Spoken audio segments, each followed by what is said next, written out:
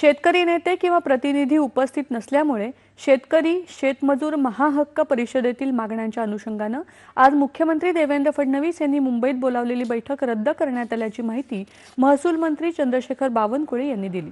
ते आज मुंबईत पत्रकारांशी बोलत होते। मुख्यमंत्र्यांसह दोन्ही उपमुख्यमंत्र्यांच्या उपस्थितीत ही उच्चस्तरीय बैठक होणार होती। या बैठकीला बच्चू कडू, राजू शेट्टी, महादेव जानकर आणि किंवा अजित नवले यापैकी कोणीही किंवा अन्य प्रतिनिधी बैठकीला येणं अपेक्षित होतं। मात्र यापैकी कुणीही बैठकीला उपस्थित नसल्यामुळे ही बैठक रद्द करावी लागली असं त्यांनी सांगितलं।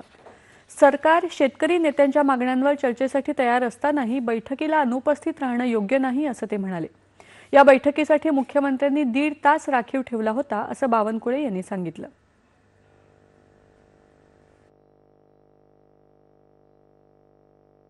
बच्चू कडू यांची माझं काल आणि परवा बोलणं झालं आणि त्यांनी मला स्वतः म्हटलं की मी त्यांना विनंती केली की मोर्चा काढण्याऐवजी माननीय मुख्यमंत्र्याकडे आपण अशी बैठक लावू। काल त्यांनी येण्याचं मान्य केलं, आज त्यांनी टाळलं। आता त्यांचा भूमिका आहे की तिकडे शेतकरी राहतील, मी बैठकीला राहील। बैठकीला यायला पाहिजे। शेवटी शासनच निर्णय करणार आहे आणि माननीय मुख्यमंत्र्यांनी बैठक लावलेली आहे, उच्चस्तरीय बैठक लावलेली आहे। माननीय उपमुख्यमंत्री बैठकीला आहेत, त्यामुळे इतकी उच्चस्तरीय बैठक लावल्यानंतर एखाद्या आंदोलनाची इतकी मोठी नोंद सरकारने घेतल्यानंतर मग त्या बैठकीला न येणे हे काही योग्य नाही। मी त्यांना विनंती केली आज सकाळी तुम्ही आलं पाहिजे, पण त्यांनी ते येण्याचं सध्या टाळलेलं आहे।